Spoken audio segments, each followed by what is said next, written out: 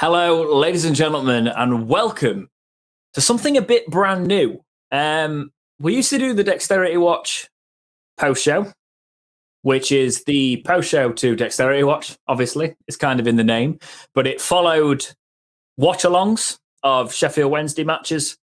And I've been thinking about things for the past month, sort of thing. I took a little bit of a time away.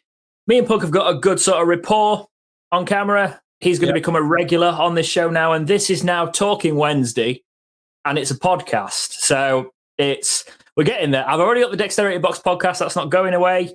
But because we do so much Wednesday-focused content now, we're going to do a podcast, but we're going to do it a little bit differently. We're not going to do it all long form. It's not going to be a case of, we've got to make sure we push out an hour show, an hour and a half, 2 hours. So we pad it, and we're just there for your time and your clicks. It's going to be short form. It's going to be long form. It's going to be live. It's going to be pre-recorded. It all depends on what suits the episode at the time. So we thought it's a great way of doing it. It's the same thing as the post show, but it also means we can bring it under a podcast banner and push it out that way and actually take a Wednesday podcast forward. And it also means at the same time, because you've got to remember, if we do a live stream, if Dex does a live stream, I do a video, you're talking at least a 2-hour window where you've done it. So if we can do something pre-recorded, it gives us more time to do other things as well. Exactly. So this is the pilot today, and it's live because I didn't want to just be like, here's a new podcast thing. It's not live. I wanted to talk to all you guys at the start of it. But also, we've got decent recording equipment, and we can't really replicate that live at the minute because it relies on internet connection and the time of day. So we'll be going off of the current streaming software we're using for the majority of the podcast episodes. After a match, we're going to record. It's now essential. If you've got another tab open or you've got your phone, go and follow Dexterity Box on Twitter. Yep. Because all the comments that I can see down my right, and we're going to feature throughout this podcast and this episode, are going to be on Twitter, and I'm going to read Twitter suggestions. It's basically an easier way of doing it because then we can take it, pre-record it. Me and Punk can take all things into consideration, actually do research on the questions asked to us as well, and then fire them out. Okay.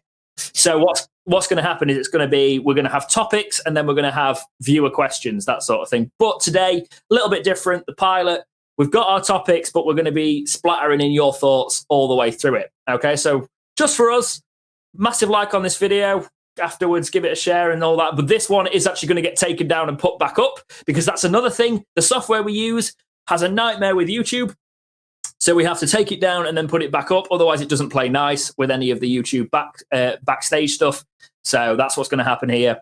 If any of my followers are, you'll know that from when I did the transfer roundup video, it suddenly stopped working halfway through and I was frozen and it kept on me talking. So yeah, the software... If we feel like we're not talking to the chat a little bit, it's because we're obviously going to try and stick to our topics. I can see everyone saying hello, that sort of thing. Keep talking. If something catches my eye, we will do it. I will say, like Kieran Green here, I would like he says it sounds way too professional. I agree. It's going to be a little bit unprofessional today as we're laughing, things like that. But we are going to try and get things a little bit more in order for this podcast. Yeah. But also keep it as a case of it's just us having a chat about our football club and as you would at a pub. But we do want topics, we do want things like that. I guess you could say it's a last attempt to us maybe trying to get some sort of access because we've got no access at the minute.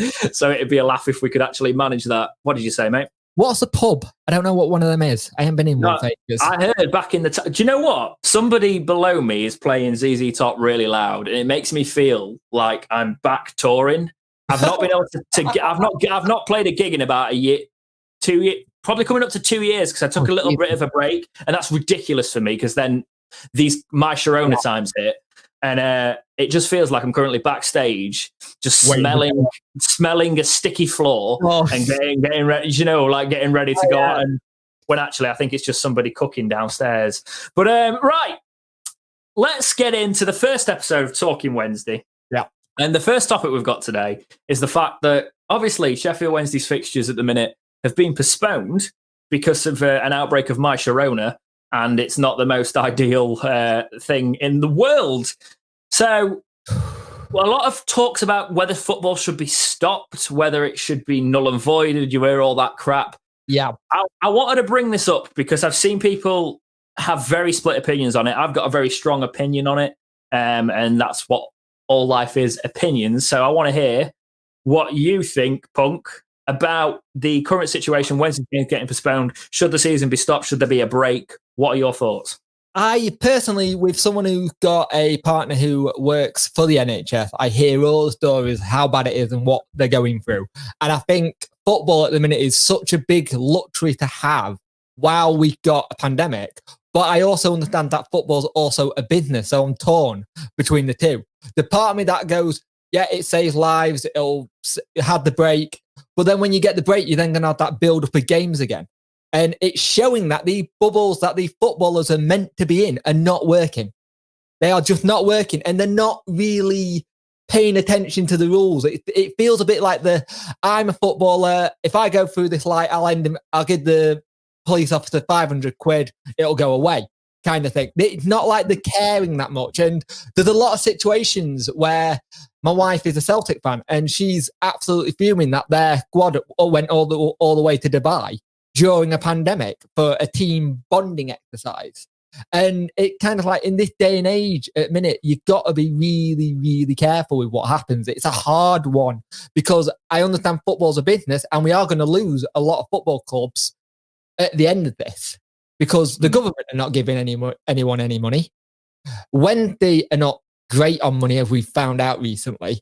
And I think for some people, having that kind of football helps their mental health as well. Yeah. And having that, it's a catch-22. I don't want to see people get more ill, but then you're going to have the added effect. It's going to make people more ill without football, if you know what I mean. Because football plays a big thing. That's where my side comes into it. So I'm on the other end. This is great. Start with a bit of a different thing. This consistency, and I apologize if people are thinking it's going to get political. I'm not being political. I'm being human-based here. The consistency and the management in this country of this whole thing has been absolutely atrocious when you compare it to the other institutions of the world, right? Okay, there's only a few more, and they've just rioted their capital, right, that have got it worse. But, like, it's a case of it's been so mismanaged and too many high-standing officials have been let off because they're mates of the high-standing officials, that too many people in the working classes, the middle classes and all that have gone, well, if it's all right for them, and I don't blame this, by the way, why the hell are we sticking to it? Do you know what I mean? They've got no consistency. It's only when it suits them. And I have known people go, oh, you need to follow the rules. You really need to follow the rules. And then when they're told they can't go and see their parents for their birthday or whatever, they go, oh, well. Or they get pinged on the NHS track and trace thing. They go, oh, well, I can still go to work. I need the money. Do you know what I mean? It's different when it affects you. And that has shown a darker side of it. However, I don't agree with that behavior. I think it should be a case of it should be locked down. The one thing that is different about it is I do not think football should be affected because the idiocy of players having parties and role models and players who are on ridiculous wages should be, when you think about it, right? Okay, from my background, from my work perspective and things like that, I'm seeing a lot of people. I look at schools, right? Schools have only just closed. Schools were a massive spreading place. The science was there and they stayed open, right? Okay. And they've only just shut because of intense pressure. And maybe, if you're going to break football alongside that, but they're going to reopen schools, and schools have been running, by the way, since September in a space of kids just going everywhere, teachers in the staff rooms, all of that. You can do your best, and the schools are doing their best, but have you seen how tiny some of the school institutions we've got are here? You can't do anything. You've got like 300 kids, and then you've got staff around, and you're getting different year groups cut off and things like that. And you're not hearing that in the media because they're kind of like playing it down. They're like, oh, well, everything's fine. Everyone's working from home where they can. But then you're putting a load of schools out on the front line and keeping them open. Yes, they've just shut. I get this, but the teachers are still working. They're there for the key workers of the kids. You know what I mean? Like, we've got all of that. The key workers are out there. Because football is such a controlled space, if the rules were followed and the bubble, they've also got access to the funds to do the advanced COVID testing, to basically make sure everything is secure. It's players taking liberties that are putting the luxury sport at risk. And the one thing I want to really say why I've got a little bit of anger behind this and the piss take it's becoming is because there's people out there who have got box flats, right? They're at uni or whatever, and they can't go back to their parents or whatever, or they are literally just a case of they can't go and see their mates. They're in the prime of their lives. They can't go and do what they want to do.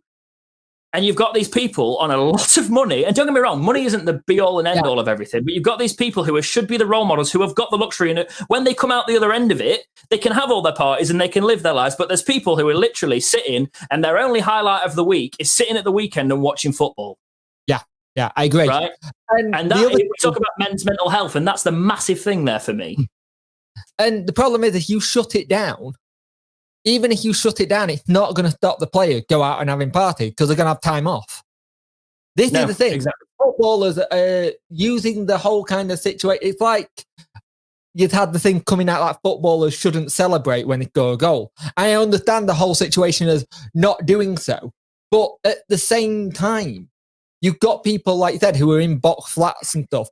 You might as well just turn around and put a prison door on the front of it and say you're not it's coming winter out. As well. So, like, I guess you could have at least gone and sat in the park or something. But that's the problem. This time, we shut it down over summer for a while, and then we fired it back up. And don't get me wrong, lockdown in summer was doable, right? Because there was football. You could go and sit in your garden. You could have a laugh with it. You could have a drink. Now it's dark. Earlier on in the day, there's not much left in life. We needed to control. We need people in these positions, in footballing positions, taking responsibility and realizing what they have provided. And mental health is becoming more prominent, and I'm really glad it is. But it's one of those things where, like, you talk about what little people have got in this current situation. Football is one of the only things, right? And the thing, look at the likes of like Jack Grealish who broke it. You look at Mendy. You look at all that. It's like Jack Grealish has still got the captaincy. He should have had that stripped for breaking it because he's meant to be the one that set the tone for that club. And it's just them doing what it suits them, right? Yeah. Okay, that's the thing that's taught me. Right, we're going to move on, obviously, to the other topics. We've got loads of topics to talk about today, but the bottom line for me is this situation. We got told off. We tried. No, exactly. Yeah. If you're an audio listener, which this might eventually go audio, it should go audio actually when we start pre-recording it. Kieran Green says simple solution: don't pay him. Wednesday, you've obviously had that situation, but my view on the whole Sharona thing is too many people are doing what suits them. Right? Yeah. Take personal responsibility for it. Don't be an arse to people. If the guidance somewhere is to wear a mask, it is not your civil right to go in and be an arse to people. Yeah. Do your bit. Right? And then if you feel like, because to be honest, right, you might feel, and I start to feel like the government are overstepping sometimes, but if you feel like that, just do your bit for now, and then we'll see if it gets to a line where it's not acceptable. Because right now, we've only just starting to get some consistency of, here's when the vaccines are going to be. Here's the sort of time frame. It's been a crap show for ages, right? But now we're starting to see some sort of, if they are still in a year when people have been vaccinated, we're doing all our best. Fair play, right? Okay, you can start to throw your toys out the pram a little bit more, but it's an unprecedented situation. And social media has made it a lot worse. Just do your bit. Be decent to people. Like, some people like try and throw some people are throwing more crap at people during all this, especially people who put themselves out there. Like ourselves, they're coming on, they're angry, they're frustrated. So you're seeing it, but you're forgetting that everybody's sort of stuck where they are and they're seeing that and dealing with it. So just be decent to people and we'll get through this. Now, another thing that we've got to get through as Sheffield Wednesday fans is the managerial situation and the merry-go-round we're going through. So a bit of a deep topic to start there, and we're talking a lot. There you go. The Wednesday manager. That was my soundboard, which I have every time somebody mentions the manager thing on a show. We have that go up because it's just an absolute. All I heard to remind was some sort of weird moaning, and I was like, "Punk, what's happening?" But right, the managerial memory go around Sheffield Wednesday is once again. I obviously did a video on Pulis. Jake's been putting more content out than me through the Christmas period because I basically took some time off because I've been doing content for quite a while, and I scheduled some stuff for you guys. Because all the crap appeared to hit the fan. So I thought we'd have a big talk about it today, bring Talking Wednesday into it. Yeah. And we'll start by looking at the manager odds for Sheffield Wednesday currently. So they're not great. Buckle them ball sacks, boys, because they're not the best viewing, right? Okay, so we've got the top odds at 1-2. Got Vladimir Ivic, which has been talked down in the media today. Saying there's no sort of weight to it, apparently, but it could be. It's one of those. Paul Cook's still second, even though he came out. Even though, you can talk about that. So if you want to say what's happened on the poll. Basically, Paul Cook last night was on TalkSport 2, I believe it was, and they were talking about, have you applied? He said, I've applied, it's not gone anywhere. And he basically ruled himself out. And during it, he said a manager needs to manage the team. If you're not managing, you're just an employee. And it said to me, all that we need to know, really, is that Paul Cook wants to manage it and Chansiri doesn't want you to have that full control. And if you're going with English-style managers, they like to have the full control of everything. Whenever we do hire whoever we hire, look at what the wording says on the statement coming out of the club. When we hired Carlos, he was a head coach. Everyone else has been manager. And it might show you where we're going in terms of stuff. But Paul Cook basically ruled himself out. Yeah, well, that's what we're going to do is we're going to talk about the head coach versus manager debate a little bit later on. We are going to talk about mainly who's been linked for now. But he did say that last night. So it's not looking likely on that front. The name it's weird because Chris Coleman's third currently, right? When we first got Chris Coleman linked, back when Bruce went, I was a little bit more sort of like, you know what, give him a go. Not since then. No. The fact he's third linked worries me. Neil Thompson's fourth on to stay on. I wouldn't mind that, honestly. I wouldn't want it to. The thing is, though, I've just got a feeling, right, and this is a difficult one and it's a controversial one in the Wednesday scene again. I feel like as soon as he gets it, results are going to dip because players like Barry Bowen are going to be like, is that the ambition of Wednesday? He was talking about sticking around for that. If we sack Thompson, we then lose another coach because will he go back and be coach of like the under-18s or under-21? Yeah, has he got that level that Bullen does? Because Bullen was, to be fair to him, he's taken the job and been like, I'll always go and step down. But that's the thing. That's a case of he's never been given the job, and that's why we've kept him on. But if you give Neil Thompson the job, that's what happened with Stuart Gray. We should never give him the job. If he keeps going, why not? He deserves it, but I reckon we will see a fall off. These players do it every single time. They need somebody that can. How about we give him an interim manager until like end of season? And then you're not giving him the job. You're just saying, let me get me to the end of the season, keep the team up, and then I can start again. Because whoever comes in, I think they're going to be on a short contract. I don't think they're going to be here for the long haul. I think he wants someone in to guide it now and then pick someone else in summer. Yeah, no, I could see that happening easily. The one thing that's interesting with the Sky odds at the minute is Roy Keane is currently joint with Neil Thompson, which is a joy to everyone, I'm sure. It's just, I look at this and I just look at how far we've fallen since that near Premier League stint. You know what I mean? And the problem is the only name on that list everybody wants won't come. Right at the bottom. He's not right at the bottom. He's in the middle, but you're on about Nigel Pearson, aren't you? I am. Yeah. That's never going to happen because he's the least yes man that you're ever going to see, right? At the bottom of the list is Philip Cocu at 100-1. At the same with Pep Clotet, right? Okay, so and Tim Sherwood was on this list. Trevor Francis. Nigel Atkins on this list. Pardew's on this list. Quincy Sanchez Flores is on this list. Roland Nilsson's on this list. Oh, heck, Alan Irvine's on the list. Sven-Goran Eriksson's on the list.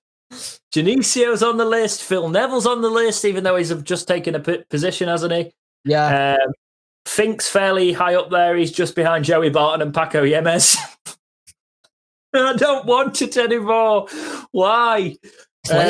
Adolf, Jesus Christ, that's a name from the past. It's mental. It is. There's a lot of. I don't think anybody really knows, and I used to always think. I don't even think the journalists in Sheffield have got a clue what's going on at the minute, because you see it and they're like, they can sort of downplay some rumors and things like that, but it doesn't seem like there's a solid. I have a funny feeling sources that used to be at Wednesday where things used to come out got canned because it kept on coming out, and I wonder if Chansiri kept everything very close in, and he's also not in the country, which kind of helps. No, that's true. The only thing, carry on.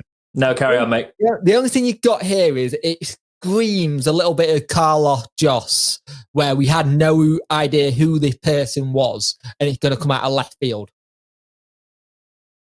No, yeah, I get that. I get that completely. Also, another reason, by the way, we're going pre-recorded is because with the slight lag, we overlap each other a little bit too much. So that's why this podcast is going to go pre-recorded after this one. So I want to talk about head coach versus manager, and it's going to tie into everything. This is a big. We had sections, but they all kind of tie into each other. Yeah, so probably. We're going to talk about the head coach versus manager debate, but we're going to tie that in with Alan Biggs's tweets. I'm sure you've all seen him. But he's talked about Paul Cook's comments. I'll just read you the tweet, okay? Obviously, well-respected local journalist for all things Wednesday. He says, Paul Cook's comments and Danny Cowley's and Carlton Pagesta? Where the hell did that come from? Carlton Palmer suggesting Gary Monk was offered players rather than pinpointing them. And Steve Bruce sources saying that he was intent on leaving whether Newcastle came in or not. Adds up to a worrying picture at Wednesday. It's fair to point out, as he did on his show last night, that Wednesday are far from alone with this medal of head coach consulted in recruitment, but not driving it. Fine if it works. This appears not to be the case, and that's a justified concern. And then he adds that abuse is out of order. Obviously, that goes without saying. Don't go to a small child and give them abuse on the internet, you absolute melt. Yeah. So there's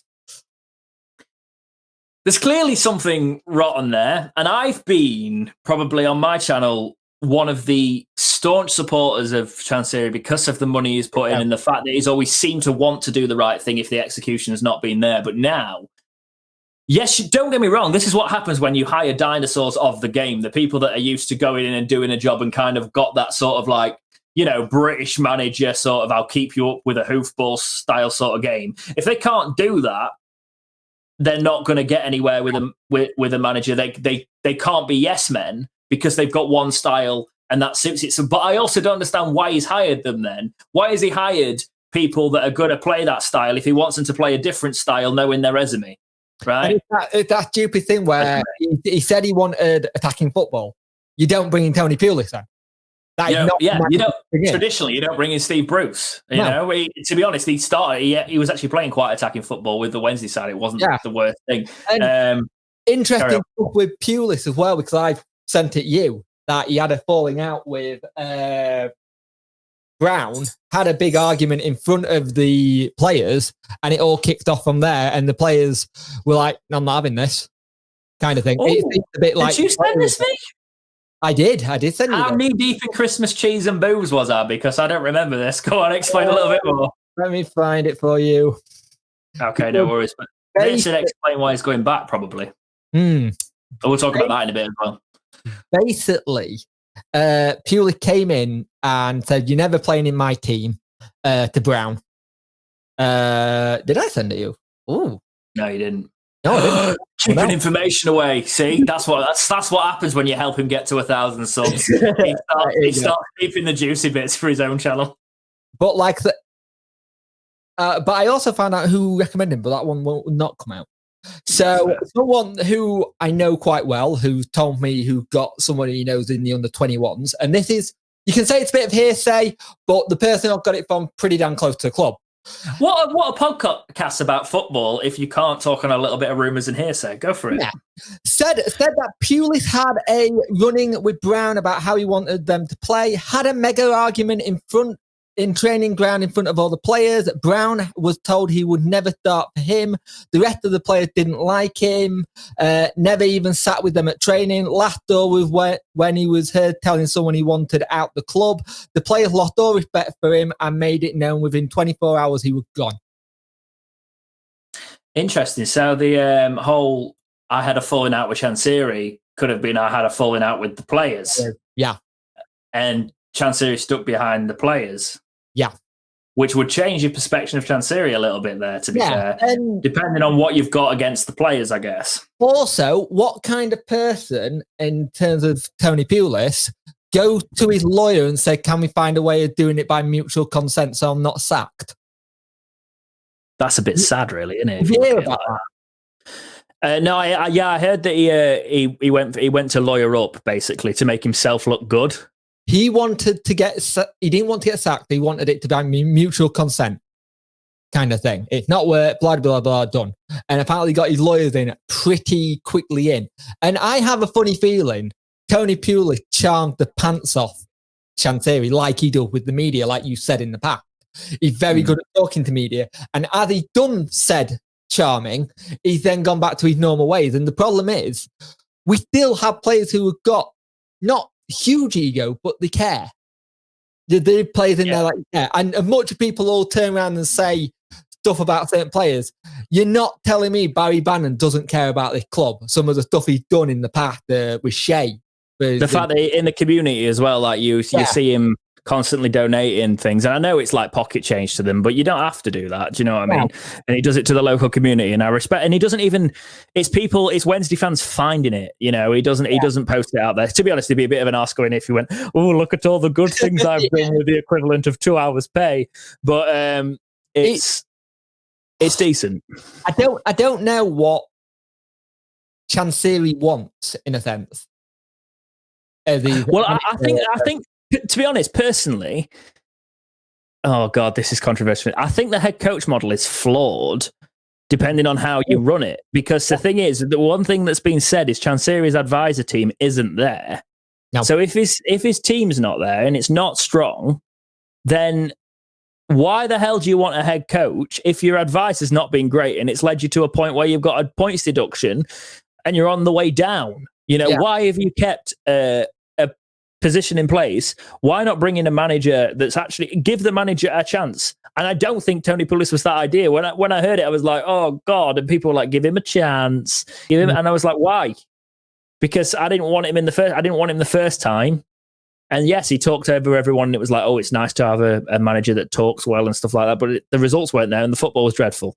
So the past 3 managers we've hired, i.e., Bruce, Monk, and Pulis, they're all very good communicators with the press. They all know what to say. They all know the sound bites. They know how to get things looking good when it may not look great, if you know what I mean, behind the scenes. They toe the line a little bit. I think you got the situation when Carlos was starting going down his downfall. He was getting frustrated in times where we never saw him. We all remember the epic £20 note press conference he did, where we saw him getting really angry with the press. And that we never saw that. He was always quite charismatic, joking, and that was near the end. So it makes you wonder what's happened between then to change it. And whoever comes in, even if it's a head coach or manager, it's still the same thing. You've still got to get the best out of these players. Now, if these players automatically down tools and it's like, I'm done, not doing it, how do you get that back? Luckily, we started to get on playing good. And sadly for us, we had the outbreak when we're in good form. We have to start again.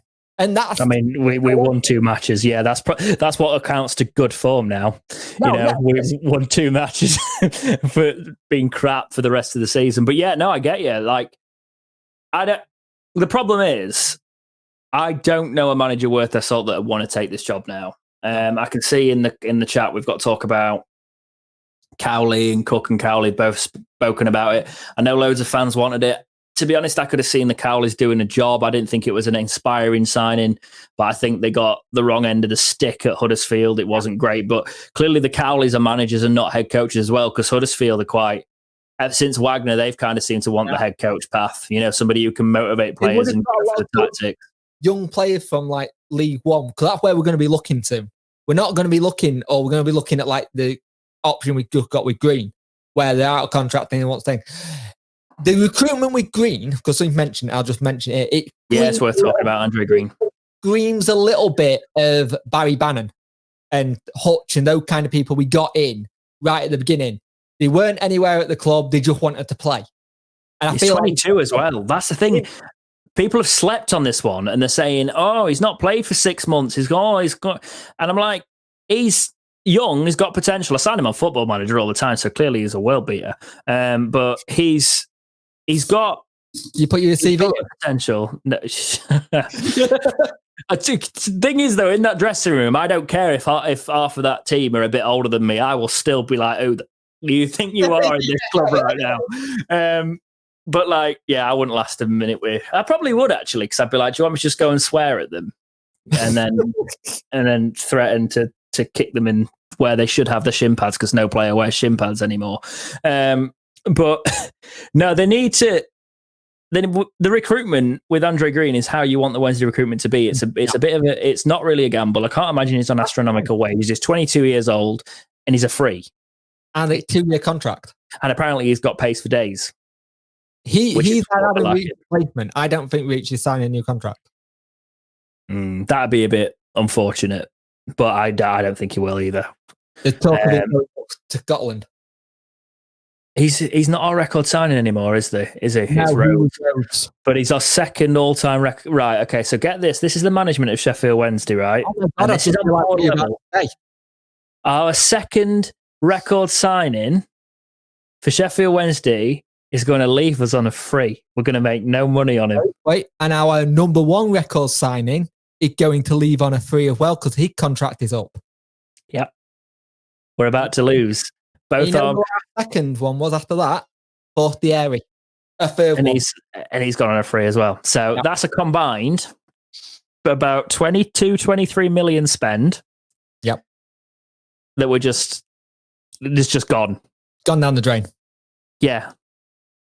And they're the players and they're the advisory team that have brought in and they're going on frees. I'm depressed. And people give Barry Bannon stick. Barry Bannon was free and he might leave on a free, but at least we wouldn't have lost any money on him. And where are all the new Hugh haters now when we need an odd goal? Right, let's not even get me started. We could do a whole Talking Wednesday podcast episode on the benefits of having Ati Nuhiu in this side that is struggling, right? I don't know why. I don't know how, because there is sometimes he looked like a tractor reversing on the pitch, right? I get it. Yeah, okay. I was going to make a first touch joke there, but it was going to go to dark places, so we're not going to do that.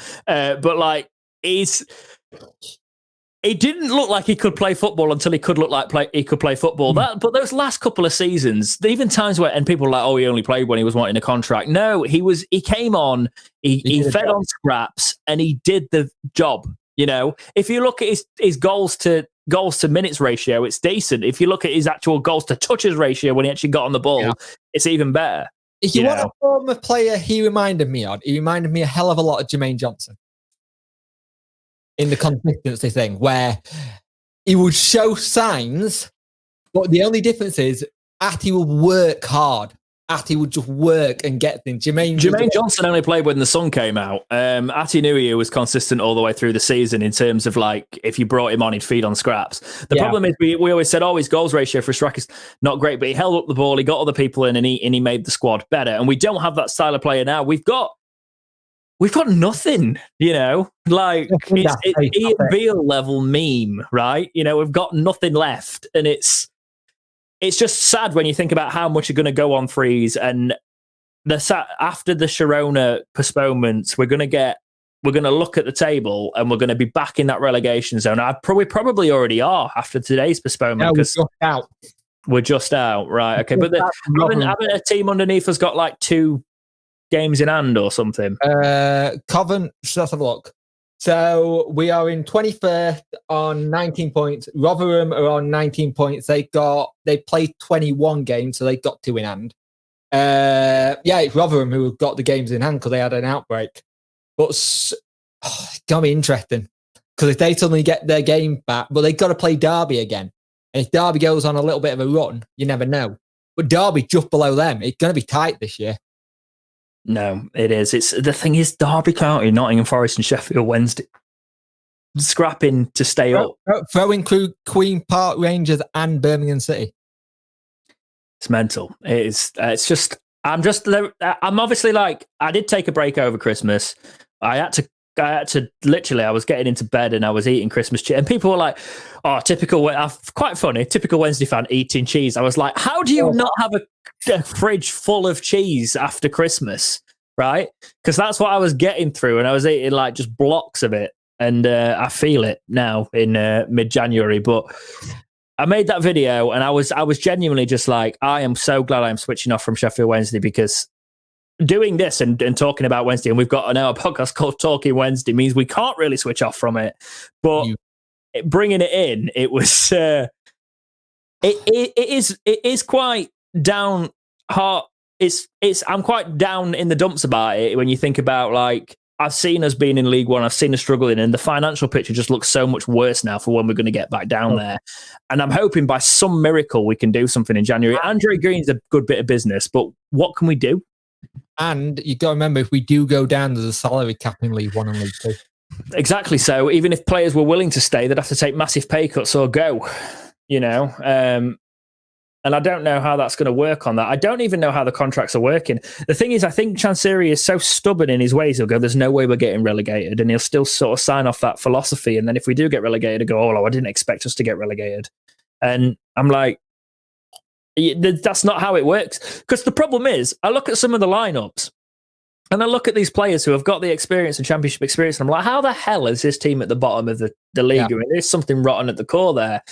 And I honestly wish, and I really hope, honestly, if you're a Wednesday player stumbling onto this now somehow, if you're leaving Wednesday at the end of the season, please go to my channel bio, email us, and even if you want to stay anonymous, or even now if you want to stay anonymous, I'll keep it anonymous, and just tell us what has been going on at the club for the past couple of seasons. Like, we just get a PR press bill every time. We never get anything. I guess the good thing about not having access is we don't really need to bite our tongue, so we can keep access. We don't need to keep anybody happy. So I guess you get a really honest podcast here. But that other thing, things are bad when Chansiri has to do 2 press conferences in the space of 2 months. One in November, one in December, from the man that never talks. And something's wrong. And the other thing that my brain just clicked and gone, we haven't even released our account for last year yet. And they're still still not happened, even though he said they're ready. He said they're ready, they're still not being released. And we're now into middle of January and they're still not out. We should be prepping for this year's accounts. And we're now going to leave them late. And that's not how you run a club. No, and I can see in the chat's going off of people saying we're not going down this season, we're not going down. But like, we're sat on a knife's edge at the minute, right? And this is the point now where it's going to go one or two ways. If we come back after this break and we do not keep that consistency of, we started to come out of the rut a little bit, the players are playing, we were getting the look of the break, right? If that doesn't happen, it could very easily turn. It could very easily go back down. Remember, Sheffield Wednesday do not play well after Christmas. We never play well after Christmas. No. To be honest, though, I think the one positive there, Punk, is this season, like, this team are not traditional Sheffield Wednesday. Because also traditional Sheffield Wednesday are not this gutless. Like, there's no heart in a lot of it. And there is some players, like, I feel like now the players can talk a little bit more on Twitter. They're trying to hype up the morale. Actually, what you said earlier about Izzy Brown and about him getting absolutely berated by Pulis, them all coming out and supporting the team on Twitter and things like that does signify to me that they've been kept in a cage a little bit for the past managerial stint with Pulis, and they can't talk about anything. and things like that. And it's like the Adebayo high five seems ages away now, I did listen to him on the recent podcast he did, and it was very interesting listening to him saying, I wasn't that good. I felt like I wasn't that good. And then I go on social media, and then I'm having to put my phone on Do Not Disturb because I just don't want to look at it.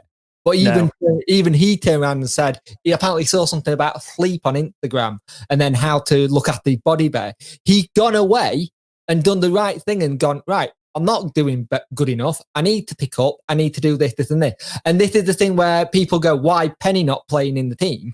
Well, Penny's been told by 3 coaches now he needs to do more in training. I don't know what more anyone needs to take from that. Like, it's on Penny. It's not on the club. Because if multiple coaches are saying it, he needs to do more. It was clearly Joss's golden boy, which is why he took him to St. Pauli as well. But yeah, Kieran Green is saying we can defend probably the best. I love this optimism. I thought I'd shout him out because he just keeps going, we're not going to get relegated, we're going to be fine. Getting green as we need, attacking minded players, sort out up front, and we will fly. I hope so, mate, because at the minute it's just, I am obviously sounding a bit down about it all, but I look at it and realistically, like, we live in a Wednesday bubble, right? Yes.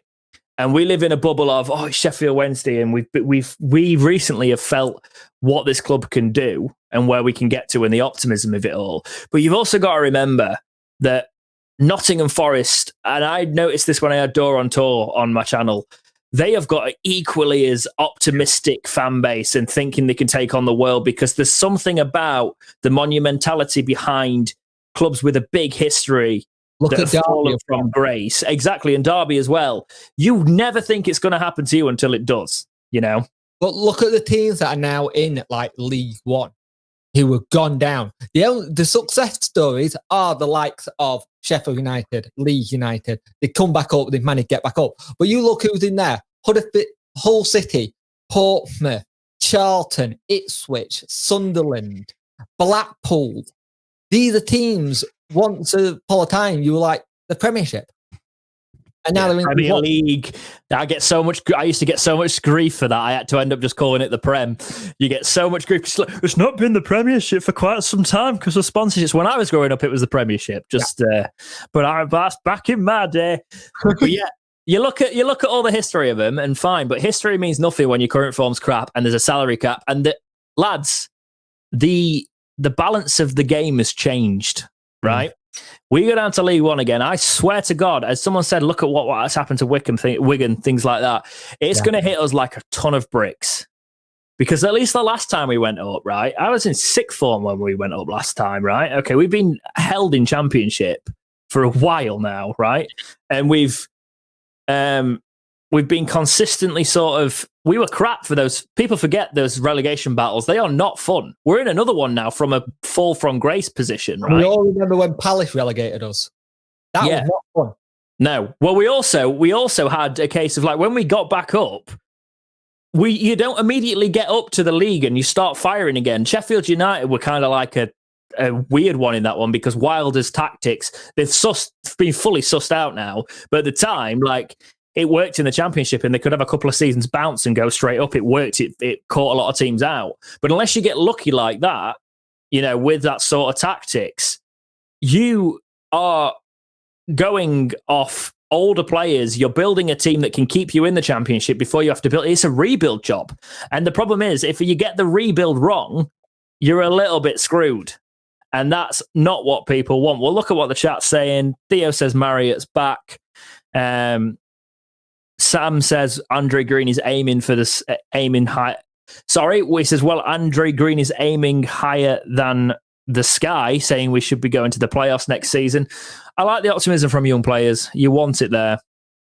I have seen talks about a potential points deduction next season as well, which would be the nail in the coffin if we got that as well, because we'd lose so much.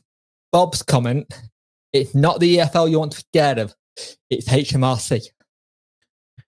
Yeah, no, exactly. The EFL just what Bob said there. He said it's the EFL coming down as a ton of bricks for the accounts. However, it's the sanctions from them, and then the EFL just act on that. Remember when we were in League One, we had problems. We nearly went bust. Milan comes. if we go down to League One again, there isn't a Milan coming in to save us. No, also please remember that Milan, we love him for what he did, but he didn't want to take the club any further. He had the finances to, but he didn't want to. Okay. He was a steady businessman, stabilization job. That's all he ever wanted at Wednesday. And I respected that. And to be fair to him, his wife was very, very ill. Yeah. Did he take over another club after us, though? He did, but that's when his wife got a lot better. But during the time he had us, his wife was very, very poorly, and he nearly lost her about twice during kind of owning us. And I've seen people say this is all on Milan. Look what he did at Portsmouth. Look, but then you've got the success story what he did at Leicester, kind of thing. Leicester went through it though for a little while. Yeah. They did go through it a little while before that. It was a case of like they got the Chansiri look really with their owners. You know, they had Chansiri if it played out right, but you roll the dice and it's a case of half of the clubs aren't doing so well but he tried and he always had a heart for it. But Milan's old news. There's no point in looking at it. Yeah, exactly. I agree. Yeah. The problem is that Chansiri's this is going to come across really wrong, and I don't mean it to, but Thai culture is a pride thing, and they're very stubborn. They don't like asking for help that much, and if it goes wrong, it's seen as a big failure in their culture. I mean, British culture's a pride thing now because apparently the fish are happier because they're fucking British, right? Okay, so let's not go down that. But yeah, I know exactly what you're saying. Pride is the thing that puts a spanner in a lot of works, right? Okay, so go on. Let's move on from this. Unless you've got something to wrap up on that, because we're just going to go down memory lane. I just got the whole situation for all the people going, oh, he should leave, he should do this or whatever. He put 350 million in. We didn't have people queuing up to buy Sheffield Wednesday first time round. What thinks it's going to happen now? You can do your Chansiri outs and whatever. We are nothing compared to what he can do. But your time's running out, Chansiri. You need to get this next one right. Okay? Like, if you don't, you're going to sink this club and you are going to get a lot of abuse for it. Yeah. Okay? Like, your kids should not. No one ever should, but you will be accountable for it if you tank a historic club through your own pride. So make the right decision this time. Listen to the right people. Sack the people that have been advised. Why? Right. You can.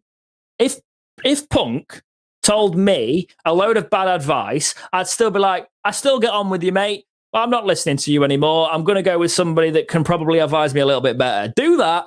Get on with it. Let's talk about our recent form. We're going to couple more topics, recent form, and then what's coming up to end the first podcast. So before I took a little break, we've not really talked about Borough and Derby, which is obviously when Wednesday. I should never come back because Wednesday started winning again. But yeah, we got saying that, and I kind of nearly did, and I didn't want to seem like an ass. It's all right. I was already thinking. To be honest, I was expecting a lot more grief for that in the community. But they were decent. Everybody was decent about it. They were like, because we have had some wins, and I think they've seen me put up with a lot of crap on live feeds. Yeah, if we go from Coventry when we got that draw, really? Hang on. Let's talk about are you talking about the last Coventry match or the next one? Sorry, because we're playing Coventry next. I thought you were going ahead. No worries. No, if you go from that last game we played against Coventry just before Pulis got sacked, we had the whole situation where things were starting to look good. Then that's why the sacking came as a bit of a shock. But then I think it helped the players push on a little bit more, if you know what I mean. That's the positive way to look at it. That the players have got more of a focus now, and if Thompson can keep up, honestly, right. There's part of me that goes, just keep Thompson on as the interim, as you've said, until it starts going sour, and then once they've lost that, kick it back on the road. Okay, because ready to come in. Yeah, because Borough and Derby were good wins. Obviously, that Borough one surprised me. I was like, what is happening? Conceded a bit of squeaky bum time there, but 2-1 win. Warnock. Yeah, no, exactly. It's almost as if I think the players really had a point to prove that day, though. And Derby also struggling. I'm not pulling up any trees about that. Could have had a penalty at the end, but also it's a case of like the luck just fell in the right places. We could say that to be honest, we'd be about 12 points more off if we had decisions go our way. I've been saying this for a while. That's just what happens. Remember the Reading game? We could be in a worse position if all the decision went their way.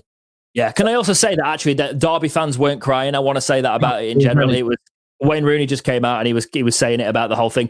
But I do agree that they should be crying about the officiating because there's no consistency in this league at the minute. But I don't want to go into that one. It's one that's quite controversial.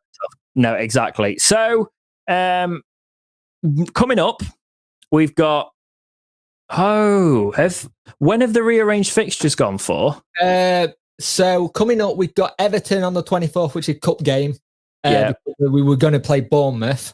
We're obviously not playing Wickham due to that being postponed due to my Sharona. We then technically in the league got Preston Millwall. So we're not playing Bournemouth. We're not playing Preston, Bournemouth, Millwall. We're playing Bournemouth. We're playing Everton, but we're playing Preston and Millwall. I don't know when the rearranged fixture for Bournemouth is. I think it's the 2nd. I think it's the Tuesday. Right. So the next league match is looking like Preston. Yes. Which is not a good one. Especially since we all know who they just recently signed. We don't do well against Preston. No. Right? They're in 13th place at the minute. They lost 2-0 to Bristol City today.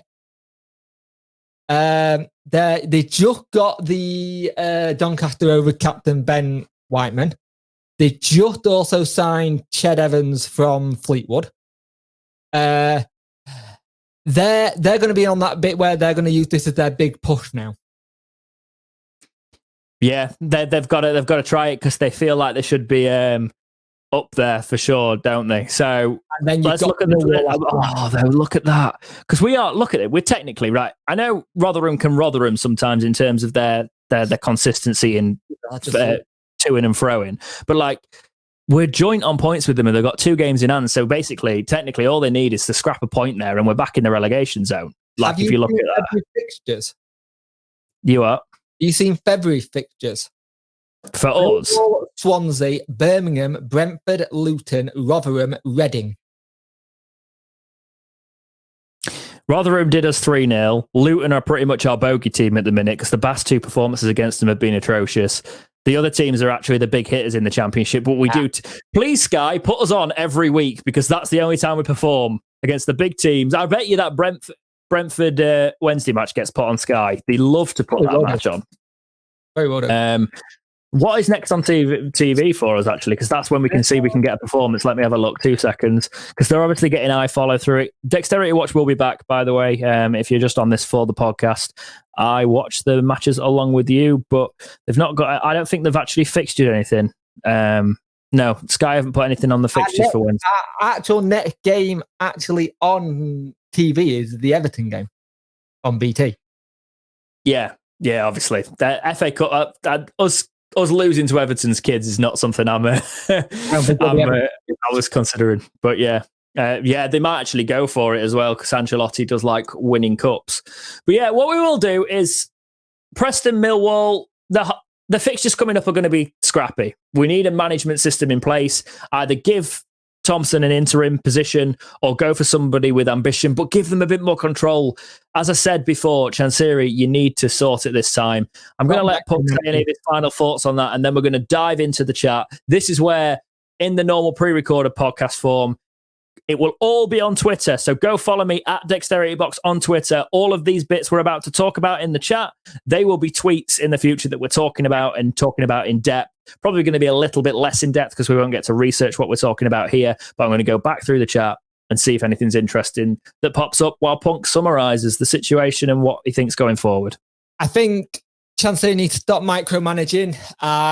I've said it before and I still agree. I said it before. Carlton Palmer said it. He needs to go behind the scene, be owner, pay bills, pay players, and let someone else know what they're doing and run the football club for him, and just do it that way. He doesn't want to go down that route. That's his prerogative. It's his club. We don't have a say. He can take advice from everyone. If he chooses to accept it, great. If he wants to carry on accepting the advice he's currently getting, it's not going to help us. The situation with the team at the minute, the players look happy. I've got to admit, the past games I've seen, especially when we had the Derby Middlesbrough games, the first time I've seen some players have a smile on their face and actually enjoy playing football. And we just need to get this manager situation sorted out, even if it's just turning around and saying, I've got a manager lined up for the summer or in 3 months in case Thompson doesn't do well. But also remember, any manager that comes in to Wednesday that is a foreign manager, he has to hit the work permit visas now because we're not in the EU. The problem with the Watford manager, he hasn't hit the work permit things, and we would have to go to a panel, appeal it, and possibly pay some money for it. And if he loses that, he's then lost out on his number one target.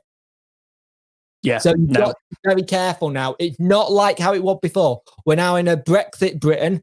Everything's completely different. So everyone's saying we could go for this manager. It got bands of levels you've got to go down with. Like I'm moving to Canada. It's nice. Yeah. They've got maple syrup. It snows a lot. I'm moving to Canada. Right. Two topics today. Usually we'll probably do 5 or 6, but pick 2. Nice little, it'll probably be an hour's run for this first podcast. What coincidence. Love that. So Big Dill said, bring Gray back. In what capacity there? I don't think he's really a manager anymore. He'd been perfect in the coaching staff. Also, Manseri was the one that sacked him. No, that's true. So that's probably a bit of a short one there. I did want to mention it because it is an interesting perspective. He was well regarded with Wednesday fans in general. I liked him as well, as such. If you remember, do you remember that? Anybody remember that? When he used to just constantly say "as such." Yep. He used to say, so he'd finish every sentence with "as such." Didn't Dave Jones have one as well that he used to always say? No, I don't know. I don't remember that, man. Try not to. Right. To be fair, he got us promoted, but Liam Shaw contract is the big one to end on. There's a bit of controversy around this. A lot of people going, just sign the thing. Will Liam Shaw turn into another Sean Flair, who is now in League Two? Will he turn into another George Hurst sort of thing? Are we actually going to get someone like a Palmer that wants to stay to the club and he's loyal? Exactly. Also, I wasn't dissing you. If Sean's watching this, I'm never trying to play on a player's to be fair, pylon. However, it was a little bit dodgy putting yourself in the shop window and then the way the contract situation went there. But obviously George Hurst, it's said, and he's been very uptight about it since. So is Liam Shaw going to be one of those? I don't think so. I think Shaw might actually stay because he actually likes the club, and he doesn't come across the way the others have done. He comes across as a down-to-earth lad who just wants to play football.